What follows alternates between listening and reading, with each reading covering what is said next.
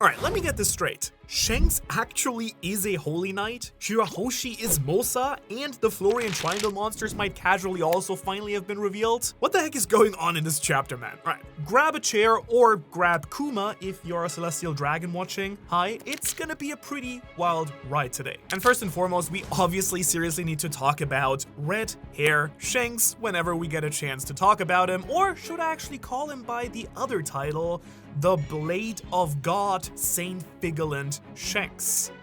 Not bad. Well, Gunko's title was pretty metal when it got announced on God Valley, but I do have to admit it sounds way cooler with Shanks here. Chapter 1167 of One Piece has given us some truly important answers finally about the Holy Knights, Shanks' time up in Marijua, and maybe even some of the darker secrets of Imu's true power. On top of a bunch of other really cool stuff, but we'll get into that later. And before we dive into anything and do any theorizing or analyzing here, can I just say for a moment, it's really cool and kind of nice seeing Shanks just talking to Shamrock. It's actually really endearing, honestly. I mean, you can tell that Shamrock quite genuinely seems concerned for his brother's well-being, and they do seem to like each other. And to be completely honest with you, I did not expect that to happen at all. Plus, the sick Holy Knight threads do look pretty awesome on Shanks. But I also want to discuss something in particular as soon as possible here, because I think the likelihood of it happening is now way higher now that it's actually confirmed that Shanks was indeed a Holy Knight, because is his sword alive too? I mean, Griffin, Shanks' very iconic sword at this point, could work the very same way as Shamrock's sword Cerberus. We've speculated this before, but now it seems a lot more possible, and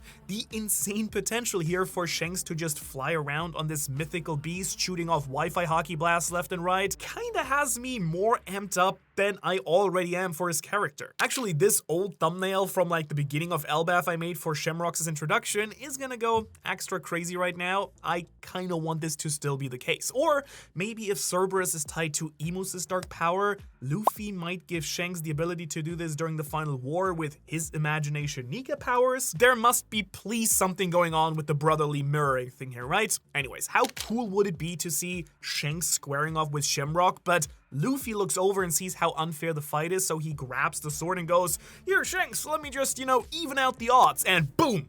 Griffin sword. The sword of Griffin on a door.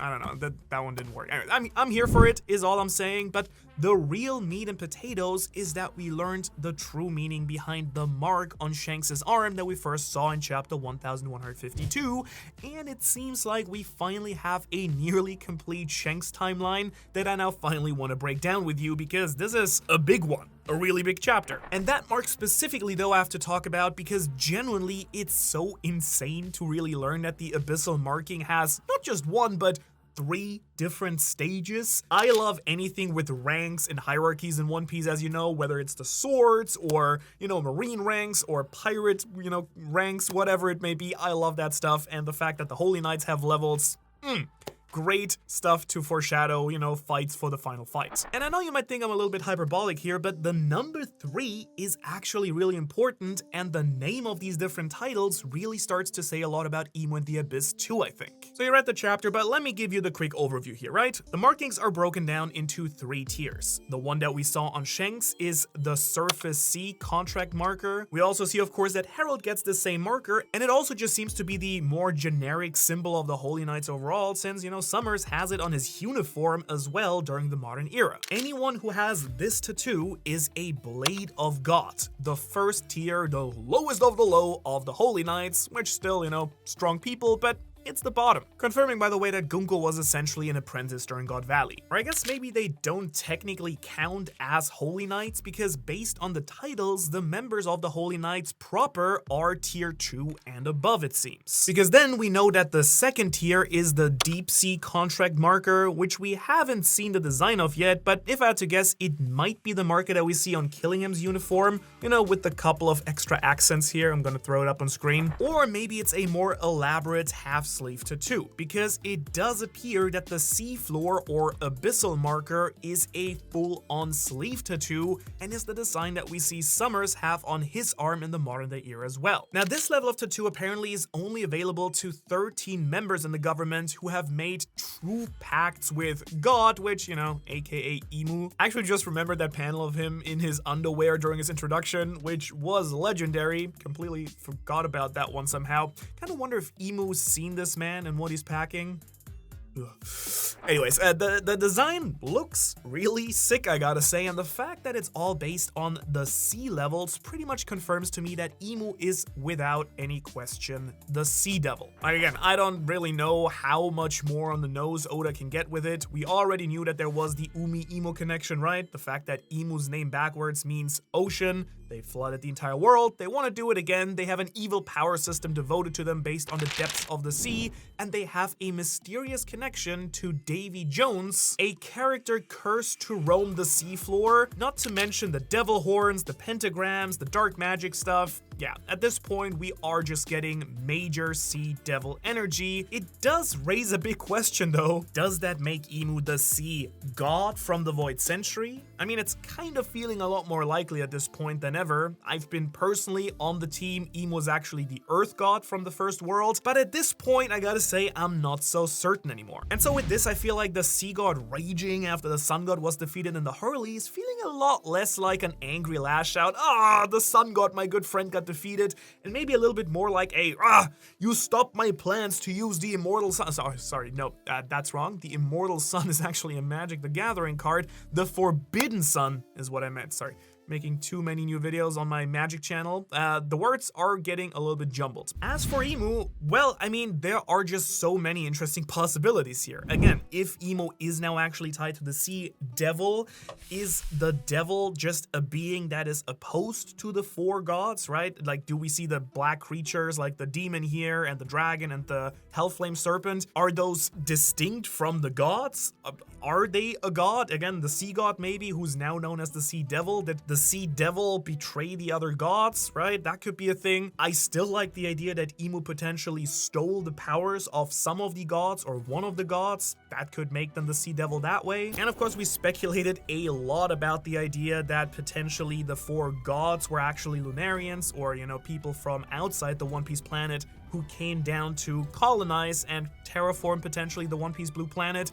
Maybe Emu was always there. Maybe Emu again was this original Earth god, or like, you know, god of the king of the One Piece world, and they came down, tried to take over, and this was Emu's way of getting back at the original gods, turning them into the Sea Devil. And we already know in One Piece how devils and gods kind of get flipped around quite a lot, right? Like the D-Clan are technically devils that are the enemies of the gods, but maybe, you know, in this case, Emu trying to be a god, they're the actual devil. That would kind of make sense too. Very curious what you think about it. There are so many cool opportunities. I also really like the idea now that if Emu is the Sea Devil that we learn about in the context of devil fruits, maybe the, you know, Gorosei and some of the Holy Knights having some non-devil fruit powers is a real option now again. Like, we have seen that, you know, people like Killingham and Summers and obviously Gunko, they do have devil fruit powers, but the Gorosei specifically, who are in this top tier, like definitely part of these 13 that we talked about, who have this special blessed by the dark god Emu mark, I could still see a world where these powers are actually not devil fruits, something of course that has still been unclear to this very day. I don't know, I think the idea that this has been getting so much more cred with this chapter and all this markings, like, I really like it. I do feel like it really narrows down a little bit what Emu potentially could be, and it does make this entire connection to Davy Jones so much more interesting as well, right? Like, the question is, Davy Jones, who we know mostly from Pirates of the Caribbean, was kind of something of a sea god or sea devil himself in that franchise. The question is that going to be the same role in One Piece, and was Davy Jones the real sea god and Emu kind of usurped them as the sea devil, or did Davy Jones have a different role? Is it maybe the fact that Davy Jones in the original pirate lore actually gets, you know, condemned to roam the seafloor? Maybe that was Emu actually punishing Davy Jones or banishing or locking Davy Jones away. I actually have a whole video about that coming up on Tuesday, so I'm not gonna go too much into it, but I do have an idea where Davy Jones might be locked away in case he's actually been captured by Emu. And it just feels like very interesting timing, right? You know, with the first chapter after God Valley being this, where we learned about Davy Jones for the first time. There must be some connection there. But anyways, back to Shanks here. He's given us a couple of other massive reveals in this chapter too. As I alluded to earlier, I really think that I've been able to piece together a really solid timeline at this point of Shanks' life up to this point, and it's starting to really make me ask some massive questions. So here it is, my official temporary Shanks timeline until we inevitably get more information and Oda throws a completely new wrench into this here. But here's what we know so far, and I think what happened. Because since we now know how old Shanks was in the Holy Land, I was able to somewhat reverse engineer this order of events. Here we go. Shanks is born on God Valley, right? And at the young age of 1 year old, he's taken by Dragon, gets dropped like 4 or 5 times, which can't be great for a baby, and then ends up in a treasure chest that the Roger pirates pick up. I'm actually starting to think that Dragon may have had other people raise Luffy because he was so traumatized by his first experience with a newborn, and low-key, can't blame the guy. If that's true, it is very sad though, man. Anyways, from ages 1 to 15, Shanks of course sailed alongside the Roger pirates. There is no more wondering if he went up to the Holy Land as a kid. He did not. He spent all of his youth with the Roger pirates, honing his skills and becoming a total beast of a warrior, which actually helped him from the ages of 17 to 23. During this time, Shanks actually formed the Red Hair Pirates. He recruited Yasop at age 17, according to chapter 0, and we do know that by age 20, he had nearly all of his crew together. That's because at age 20, Shanks found baby Uta. We know that this is canon and occurs because of Volume 4 Billion, the extra information released alongside Film Red. And I'm aware that this is a little bit of a weird part of the lore for many people since it's movie tie-in stuff and felt a little bit more like Oda promoting his movie, but this chunk is canon, so we should and can use it. Plus, I mean, we have to start putting more respect on Film Red. It's literally the place we learned that Shanks was a Figureland to begin with, and that's like an insane reveal to just gloss over that people sometimes do, I feel. But anyways, all of this stuff we pretty much knew for a while now, or were at least able to generally place. As I said, the biggest point of contention with Shanks' life was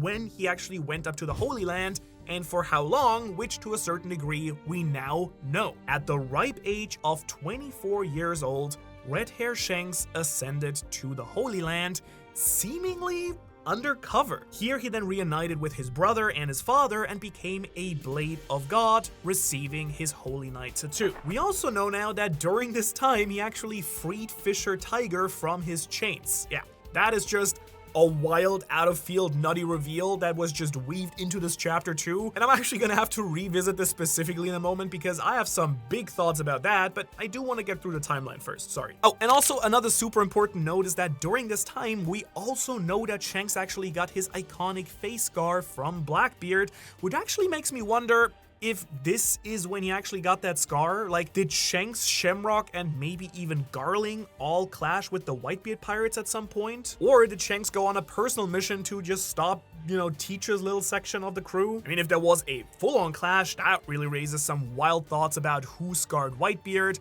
why they're all chill with Shanks specifically, and what exactly Whitebeard knew before he died. Because in case this is something you don't remember, Whitebeard specifically said when he met Shanks, or Shanks met him, "My scars ache when I see your face because I need to think about him," which, you know, I just assume applies to Garling for like the longest time now. Now, by 25 years old, it does seem like Shanks had already left the Holy Land, as we see him stewing in the tub with Big Baddies Copacabana and Elbaf, claiming he was trying to visit Harold, while Harold was promptly getting Julius Caesared a few dozen miles away at this point. That actually lines up with what Shamrock revealed during his conversation with Loki, since he did say his time with his brother was very brief. So about a year does make a lot of sense. And a year after that, at age 26, Shanks steals the Nika fruit from Who's Who and then the rest we literally see on screen or page. At age 27 is when Shanks inspires a young Luffy and gives him the straw hat, which is kind of crazy that Shanks was that young, coming from someone who's in his late 20s now and kind of, you know, panicking about turning 30. Yeah, 27 feels so young now, which is a sad thing to say. And of course, Shanks then loses the Nika fruit in the process because, you know, Luffy eats it. Also, he then sacrifices the arm that has the sea surface marker on it, which to me just cements the idea that he actually intentionally sacrificed that arm to avoid Imu's power being connected to him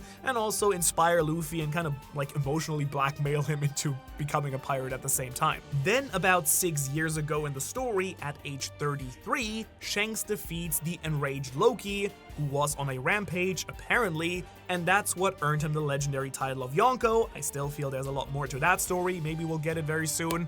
But yeah, that's the full Shanks timeline. God, it's just so cool to finally see nearly the entire story of Shanks' life. It feels like, you know, as a longtime fan, it's probably been one of the backstories I've been most eager to see. And also the fact that I just know that Oda is still saving his point of view for much later in the story, yet somehow Shanks is still popping up everywhere, really goes to show how intense stuff is getting in the series at this point, that we are getting information like this. Oda, of course, did tell us that Shanks would be starting to pop up a lot more when the series was closing in on its end, and he wasn't playing clearly. Oh, also very quickly, before I forget, I do quickly want to talk about the Blackbeard thing again, because it is kind of, you know, one of these things that is still the biggest mystery about Shanks. We still don't really know how and why that happened. And I don't know about you, like, again, first of all, it really feels like it is basically confirmed that it's Blackbeard. We see him with the three, you know, like the claw weapon that he has, this like hook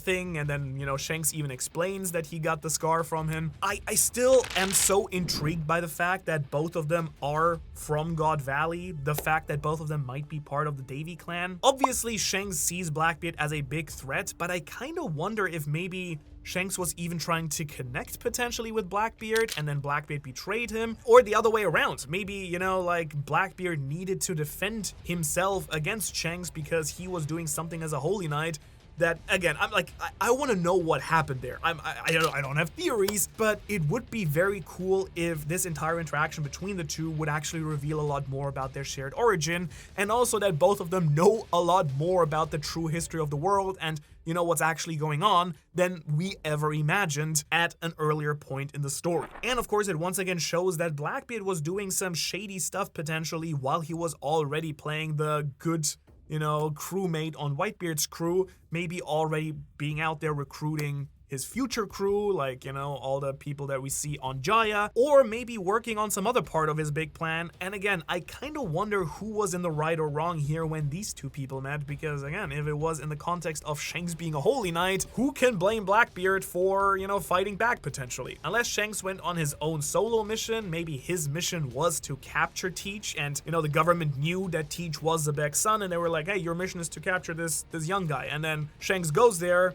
and Blackbeard's actually really strong secretly already. Or maybe if it's not that, maybe it's the fact that Shanks colluded with Blackbeard and was like, can you give me a scar or a wound, and then I can tell that you're too strong to capture, and then they, like, I can leave you alone. Wouldn't that be the biggest mind twist of the entire show if Blackbeard and Shanks had actually been in cahoots the entire time? Don't think it's very likely, but just the thought is so fun. Anyway, it's just a little side ramble here because I'm just so intrigued by this event, and I can't wait to really find out what happened there. But now, it's time that we talk about the stuff with Fisher Tiger, because seriously, I did not see this part of the flashback coming at all. Especially as a major Fisher Tiger fan. I mean, I just published a video about every single captain in One Piece, and he's one of the best for me personally.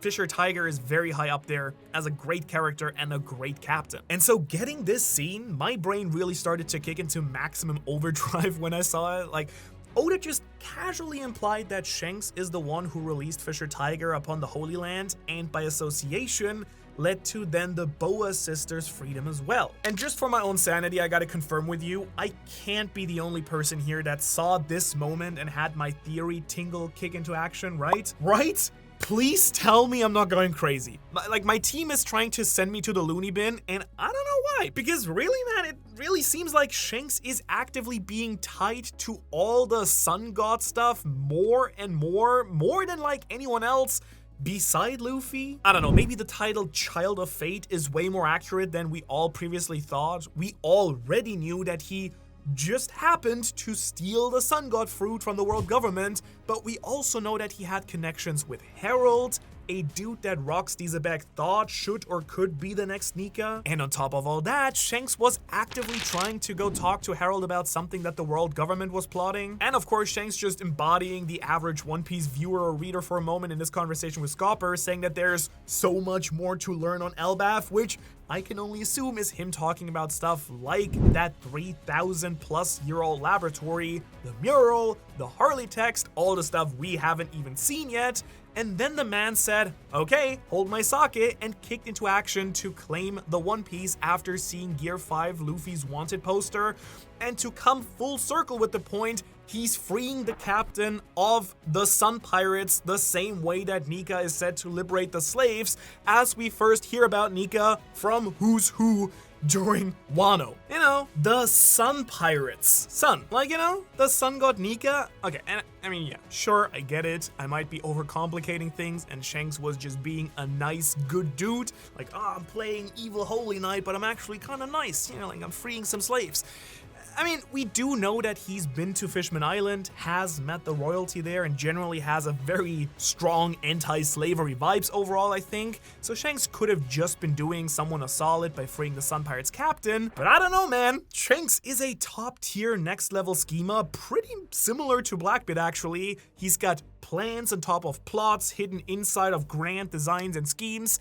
The idea that he chose to free the Sun Pirate captain, causing a full-on slave revolt in the Holy Land, seems a little bit deeper than just that. However, of course, I will not be blind to what actually happens in the same chapter, 1167, because Shanks in the next couple of panels then is trying to prove his worth to his brother Shamrock, and presumably Garling, right? But who cares about Garling at this point? And the Gorosei and Imu by saying, I'm gonna capture the culprit who freed the slaves, which is him. Well, Harold clocked it, we clocked it, and Oda wants us to see the lying nature of Shanks here. Like, wink wink, I'm one of the bad guys now. Oh, aren't all the stinky humans down on the seafloor super stinky and stuff? I'm so happy I can be up here with you fun people. Hello, fellow celestial dragons, basically is the meme. So I don't know, maybe Shanks just freed a guy he knew worshipped Nika and knew Fisher Tiger would go full warrior of liberation himself up in the Holy Land if he was set free.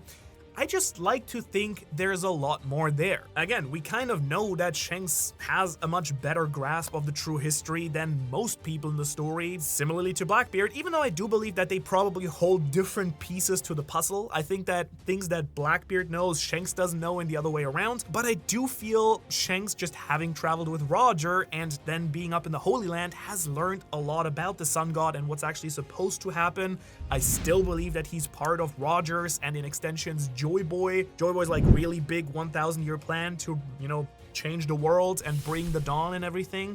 And I do think that that's part of his entire life's mission. So then he would probably know about the poneglyph that used to be in Fishman Island because he went there with Roger. He might have even known about the apology letter from Joy Boy to the Fishman. I think it just makes a lot of sense and kind of, to me, cements this idea that Shanks' entire life has been centered around the Sun God, Nika, and Joy Boy. Maybe, I don't know, like if it's both or one or the other. And again, I think there's even a world where originally, for a time at least, Roger thought that Shanks might have to become the next Joy Boy after him, which is why he gave him his straw hat, right? We know that it might have come down from Joy Boy to Roger, and you know, Shanks very clearly gave it to Luffy as a sign, you're the next Nika, right? Like, the way that I always see it is that Luffy eats the Nika fruit, and then Shanks is like, well, gotta make sure that all my other homies in the Grand Line, you know, whether it's Crocus at the entrance, or then Rayleigh and Scopper now, like, I gotta make sure that my homies know that this is Nika coming through.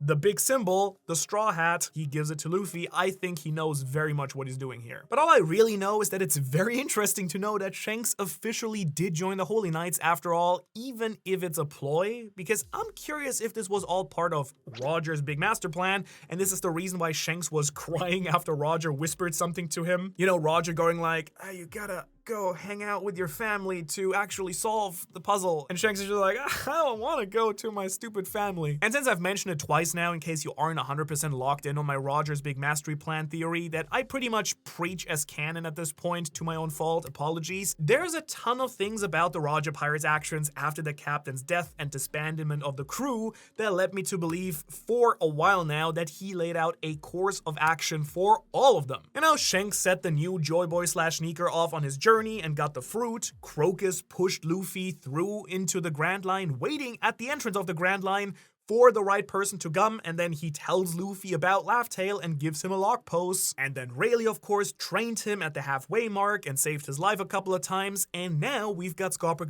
in the last leg towards the end of the Grand Line, preparing Luffy to defeat the Holy Knights and take on Emu. Not to mention, they all seem to be prepped for another giant flood because Rayleigh's in the bubble coating business, Crocus just chilling inside of a whale, Shanks' crew have no devil fruits to drown, and Scopper living on probably the only island fully able to survive another giant flood because it's even bigger itself. My point is, Roger seems to have given all of them a manual on creating and guiding Joy Boy 2.0. So maybe that's why Shanks invaded the Holy Land. We did see him pretty much instantly go talk to Scopper after he came back down. My thought is that he, went to learn the immortality counter or get some other information on Emu, or maybe learn about the secret treasure or something, or the Eve tree. Who knows what's all up there, right? It's very clearly all highlighted that Shanks' skill rivaled that of Shamrock, a full Holy Knight, and Garling was pushing him to rise through the ranks as fast as possible once he joined. So I do wonder if Shanks learned enough, and before he got the official Holy Knight marking, or Emu's blessing, or whatever it is,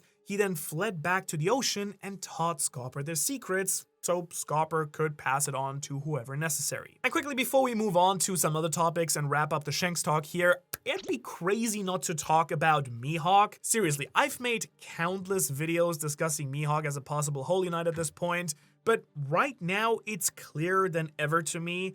Dracul Mihawk's name translates to the son of the dragon, Mihawk, and the Christian symbolism in his design lines up with the Holy Land.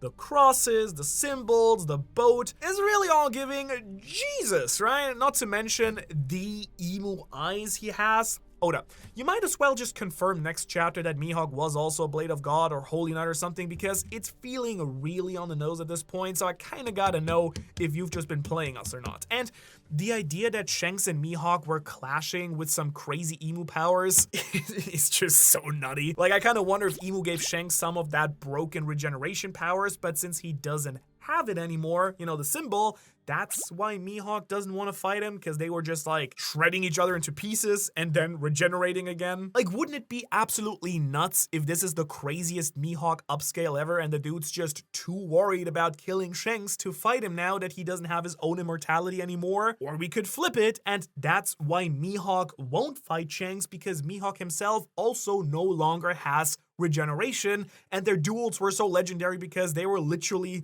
just making confetti out of each other and then regenerating afterwards. So it would be kind of a funny twist if Mihawk just will not fight Shanks anymore because their regeneration is just turned off, and without it, he knows that he could very well die to Shanks, or the other way around if you prefer that, and there's just no point. But of course, depending how the next couple of chapters go, I still really want to learn a lot more about Shanks' relationships with people in the Holy Land. Does he still have some insiders that he's connected to, right? That would make a lot of sense. Clearly, the Gorosei still, let him into the castle. Like, the idea that the scene between Shanks and the Gorosei was actually Shanks' twin, which then actually got confirmed to happen. I'm somehow now back on the train of thought that it was Shanks after all talking to the Gorosei, and he still has some relationships up in the Holy Land. I also still don't hate the idea that Shamrock might end up doing something nice, or, actually being a good guy. Doesn't seem that way, but the fact that he really looks happy to, be reunited with his brother, with his twin brother,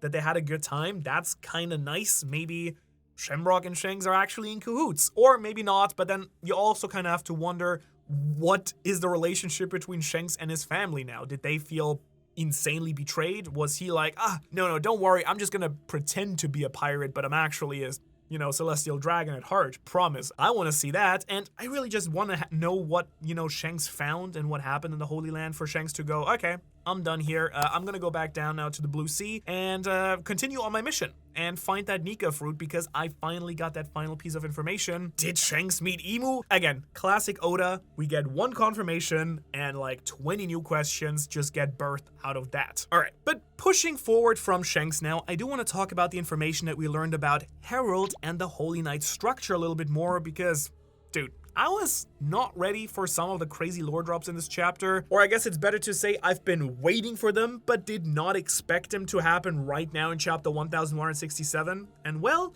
I think I should probably cover the very obvious part here first. It has been confirmed now that Herald, yes, was indeed also a Holy Knight. So, ever since we saw that summoning circle inside of the castle in Elbaf, I've been speculating that in some way, shape, or form, he was obviously tied to them. And then, of course, Summers hit Shamrock with that line about visiting Herald's grave since they were close, and that all but confirmed it for me. Also, by the way, I feel since Herald at his heart was a good guy with, making the wrong decisions, obviously, kind of, if Shamrock liked him, that kind of speaks to him not being a terrible guy. Maybe, I don't know, maybe this is me just taking some copium. But either way, now it's locked in as a fact that Herald was a Holy Knight, and that's why Emu gave him that devilish glare when he offered himself up as a slave. Emu quite literally, of course, told Rocks before his death that they turned Herald into the perfect slave and puppet, and they did that. Herald's blind trust, or is it even blind trust? Maybe it's just desperation, right? And his goal of saving Elbaf really cursed him, his family, and then in the end, his entire island, and that just sucks, straight up. It sucks a lot. Imagine worshipping your king like a god, and it turns out that he then willingly sold out your entire country in the hope of making it more peaceful and live in harmony with the humans. And what's worse, he was just too dense to realize it as well. It's even subtly hinted at that Herald might even revere Emu as a god in the near future. Like seriously, somehow Herald might actually be the single most polarizing character for me because part of me loves him and feels sorry for him, but I'm also amazed all the time at how dumb he actually is and the decisions he makes. And what's not dumb, of course, is the title that Herald gets in this chapter, not the devoted Blade of God part, that's, whatever. It's the part where Herald is known as a monster lurking in the mist. Now that gives me some serious Sabusa vibes, and I'm all here for it. Also, shout out to the narrator's note for confirming the Florian Triangle monsters are actually not Heralds, but it does make me wonder, are they similar to him? Like, why mention that at all? Biggest mystery in One Piece. Still don't know, but this might be a pretty big clue. I mean, the mist and that specific connection are really fascinating to me. I wonder, could it be that the Florian Triangle monsters are also slaves to Emu? Could it be that they are some Domi Reversite ancient giants? Are they the gods of the One Piece world? Are they something else? I mean, we've done a lot of videos on the channel here about these. I still like the idea that they are related to the Abyss. It would make sense. But are they actually serving Emu? Like, are they evil? Or are they just, locked away in the Florian Triangle? Emu's kind of sealing them away and they would actually fight for Luffy if we ever... I think there is something in the Florian Triangle. I think the mystery is going to be relevant now more than ever. We're going to find out before the end of the story, and I think they're going to have a pretty big influence on the final fight, I would guess. Maybe it's even the Galela or something like that. That could be pretty cool. And speaking of Emu's weird powers and how they could be tied to the Florian beasts, let's quickly break down something I also noticed in this chapter about Emu's powers, specifically two very specific biblical connections, to be precise, that occurred in this chapter.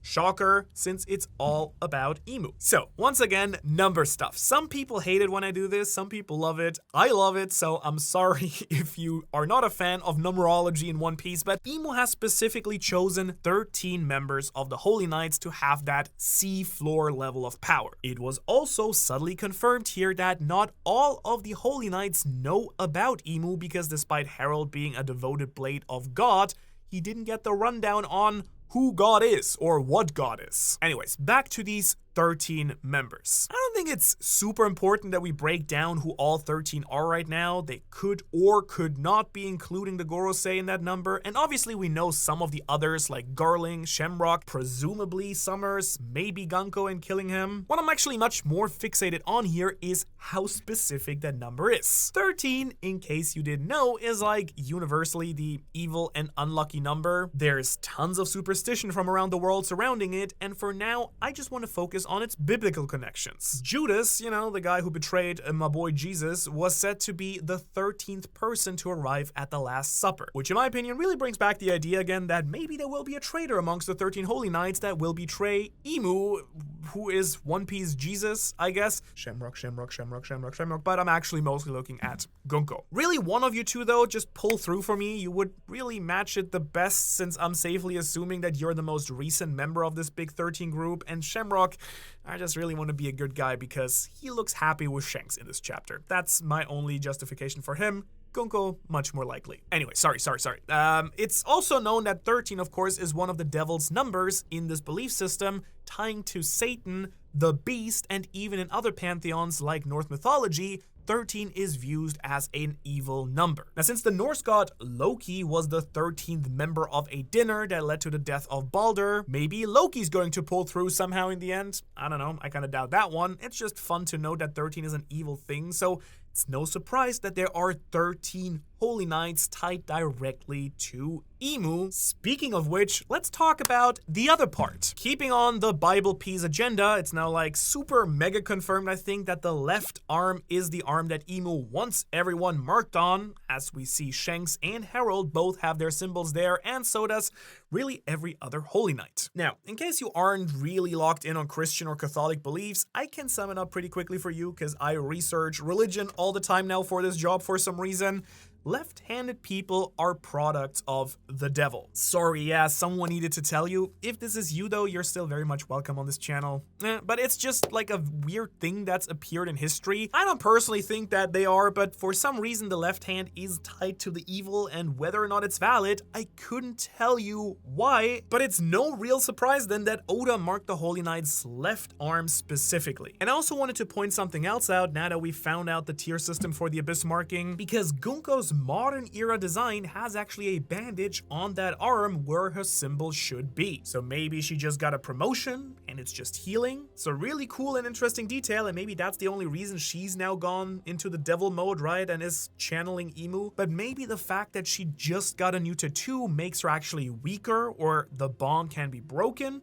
I don't know, just a thought. A really cool detail from Oda nonetheless. And honestly, it might just be that Gunko got promoted and got included into the circle of 13 so that Imu specifically could control Gunko and, you know, join on Elbaf, since Elbaf is clearly so important to them. And it actually would kind of work out, because if we assume that the Gorosei are part of these chosen 13, one of them just died with Saturn. I don't know, he tripped or something. I don't know what happened to him. But yeah, the person who took his place was Garling, who we assume was already part of the top 13 anyways as leader of the Holy Knights. So that kind of left one spot for someone from the second tier to move into the top tier.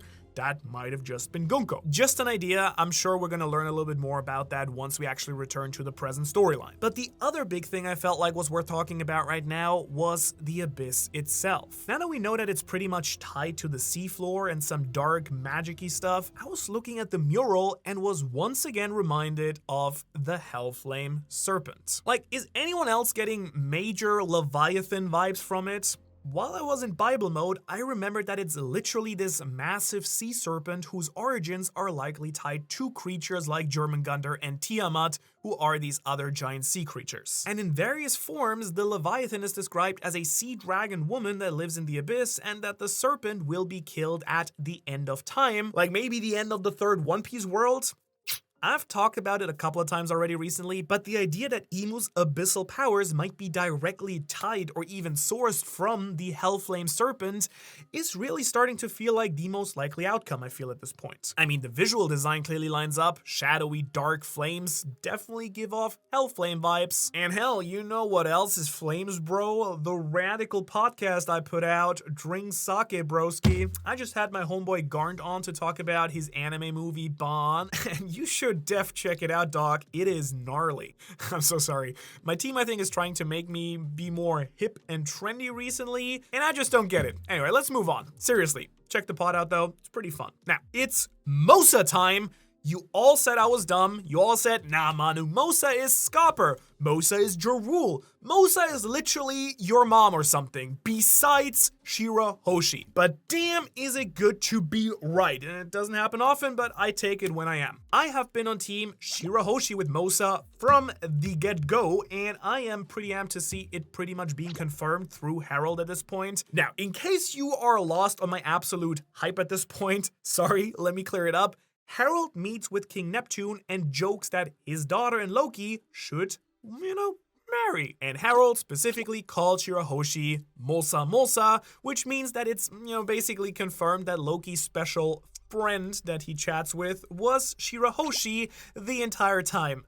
Actually, I have a girlfriend. She just lives under the ocean in the Fishman Island country. And yeah, that's why I can't visit her. But yeah, Shiraoshi is Mosa, and she and Loki are bound to be an endgame powerhouse couple in One Piece. We just gotta see it now. Look at the mural too.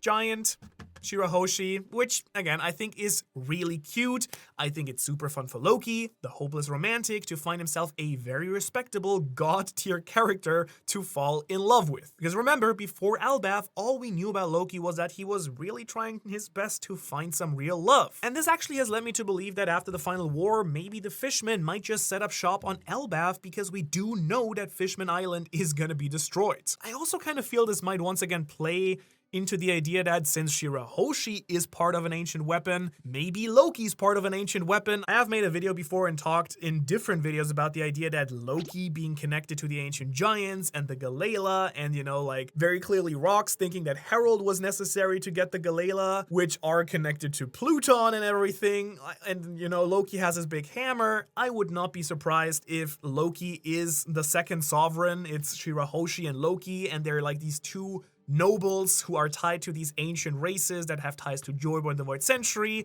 And, if Shiraoshi is someone who has, gained these world-destroying powers of Poseidon through her family lineage, through the royal line, why not Loki, who is part of the royal line and who has special eyes and who has the hammer? I think that Loki being part of an ancient weapon might be pretty likely at this point too, especially with this connection with Shiraoshi. Also, all of this has led me to believe recently that after the final war, maybe the Fishmen might just straight up set up shop on Elbaf if Elbaf is still around, because we do know that Fishman Island is gonna get destroyed. Madame Charlie said so, right? So maybe after the Noah escapes up to the surface, Elbaf will be the new home of the Fishmen, and King Loki and Queen Shiraoshi will rule over the giants and Fishmen who chose to stay there. And since I need to talk about it, I kind of feel like this is also the payoff that we've been waiting for since Fishman Island, right? I was really confused about the anime choosing to reanimate Fishman Island, but now I think it's clear, because with this recent Mosa stuff, again, the two sovereigns, the Sea Kings we're talking about, are definitely Loki and Shiraoshi. Because I am 100% confident that Loki will be the one to help Luffy tear down the Red Line, and that sort of also would explain that weird line from chapter 986, because the full line about the two sovereigns included a weird line about the whales are delighted in anticipation, and I think that that's in reference to the island whales who are bashing their skulls into the Red Line.